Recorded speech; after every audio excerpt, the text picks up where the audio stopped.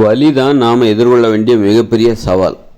இன்னும் அந்த வலி நமக்குள்ளே தான் இருக்குது, நம்ம உடம்புக்குள்ளே தான் இருக்குது. நாம் எதிர்கொள்ள வேண்டிய சவால் என்பது நமது உடலுக்குள் தான் இருக்கிறது. அதனால் நமக்கு உடலுக்குள் இருக்கிற அந்த சவாலை நாம் எதிர்கொள்ள வேண்டும். வலிங்கிறது தான் அந்த மிகப்பெரிய சவால். அதனால் அதுக்கு பயந்துக்கிட்டு நிறைய பேர் மக்கள் உடற்பயிற்சி செய்வதில்லை, உடல் உழைப்பில் ஈடுபடுவதில்லை. நடக்கிறதுக்கே பயப்படுறாங்க. நடந்தால் உடம்பு வலிக்குமா, அவங்க உடம்புக்குள்ளே இருக்கிற அந்த வலி இருக்குல்ல, அதை எதிர்கொள்வதற்கு அவர்கள் அச்சப்படுகிறார்கள், பயப்படுகிறார்கள். அதனால் நடக்கக்கூட பயப்படுறாங்க, குனிஞ்சு நிமிந்து வேலை செய்கிற கூட பயப்படுறாங்க. அதனால் நாம் எதிர்கொள்ள வேண்டிய மிகப்பெரிய சவால் என்பது வெளியில் எங்கேயும் இல்லை, நமது உடலுக்குள் தான் இருக்கிறது. அந்த உடலுக்குள் இருக்கிற அந்த வலியை எதிர்கொள்ள வேண்டும். அதுதான் மிகப்பெரிய சவால். அதை எதிர்கொண்டுட்டால் நம்ம வெற்றியார். எந்த அளவுக்கு நம்ம அந்த வலியை எதிர்கொள்கிறோம் அப்படின்னு அந்த அளவுக்கு நமக்கு வெற்றி கிடைக்கும். நம்ம வாழ்க்கை எளிதாக மாறும். நமக்கு பயம் மறையும், தைரியம் வரும். அந்த வலி தான் நம்ம வலிக்கு பயந்தோம் அப்படின்னா நம்ம கோழையாகிடுவோம். அந்த வலியை எதிர்த்து போராடும்போது தான் நமக்கு வீரம் என்பது வரும்.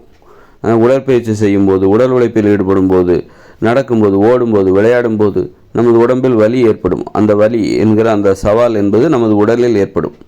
அதை நம்ம எப்படி சமாளிப்பது, அந்த வலியை எப்படி சமாளிப்பது, அந்த வலியை எப்படி பராமரிப்பது, எப்படி கையாளுவது, எப்படி ஓய்வு எடுத்துக்கொண்டு மீண்டும் அந்த வலியை எப்படி புதுப்பிப்பது, அந்த வலியை எதிர்கொள்ளும்போது தான் உடலும் உறுதியடையும்.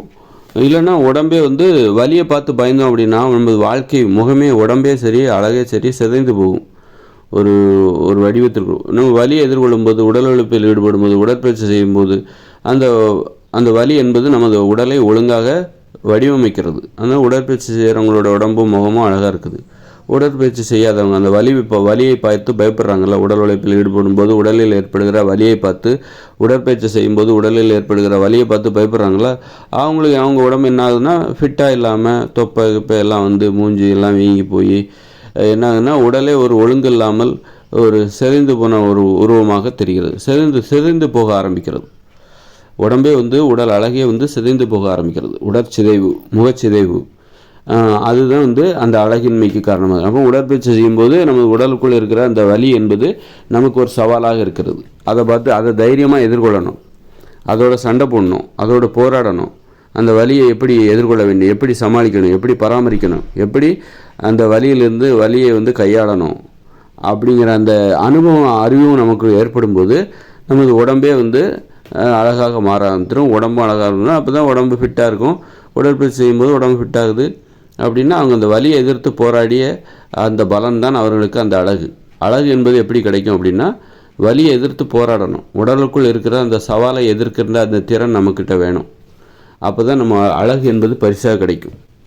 அதனால் வலியை எதிர்கொள்பவர்களுக்கு கிடைக்கின்ற பரிசு தான் அழகு, உடல் அழகு, ஆரோக்கியம் சேர்ந்தது தான் அழகு. அப்போ ஆரோக்கியம் என்பது ஒரு பரிசு.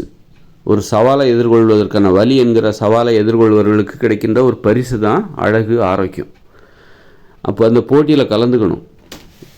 இப்போ உடற்பயிற்சி செய்யாமல், உடல் உழைப்பில் ஈடுபடாமல் இருக்காங்கள்ல, அவங்க அந்த வலியை பார்த்து பயந்து போய் என்ன பண்ணுறாங்க, அந்த போட்டியிலேருந்து விலகி கொண்டு நாங்கள் வேடிக்கை பார்க்கிறோம், நீங்கள் போட்டி போடுங்க, நாங்கள் வேடிக்கை பார்க்குறோம் அப்படின்னு சொல்லிட்டு ஒதுக்கி கொண்டார்கள்.